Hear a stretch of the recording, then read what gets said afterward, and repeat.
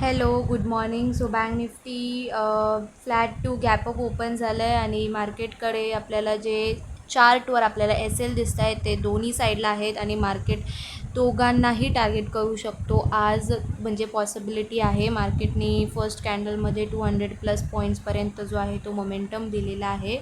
Closing प्राईसचे जे last डेचे एक छोटा मोमेंटम मार्केटनी जो अपसाईडचा दिलेला आणि तिथे जेही बायर्स आहेत आपण त्यांना टार्गेट करू शकतो किंवा वर जे आपल्याकडे एल आहेत त्यांनाही मार्केट जो आहे तो टार्गेट करू शकतो. सो बघूयात आपण मार्केट काय मोमेंटम देतो आहे, कुठल्या साईडला रिट्रेसमेंट करतो आहे ते बघून आपण जे आहे ते ठरवूया आपल्याला जो आहे तो कुठला ट्रेड घ्यायचा आहे.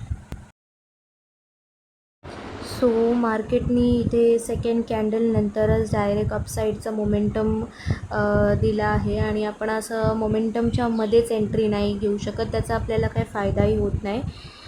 मार्केट एकतर मोमेंटम होण्याच्या आधीच आपल्याला ट्रेड घ्यायचा आहे, नाहीतर मग तो मोमेंटम पूर्ण होऊन द्यायचा आहे, मध्ये जायचं नाही आहे.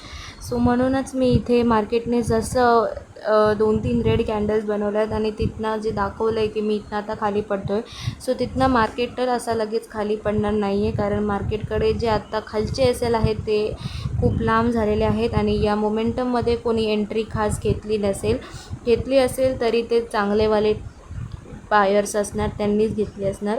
सो त्यांना तर टार्गेट नाही करू शकत, ते अजून मार्केटला वर घेऊन जातील. सो त्यांच्यासोबतच आपण बसलो आहे. मी 9:30ला मी कॉल बाय केला आहे आणि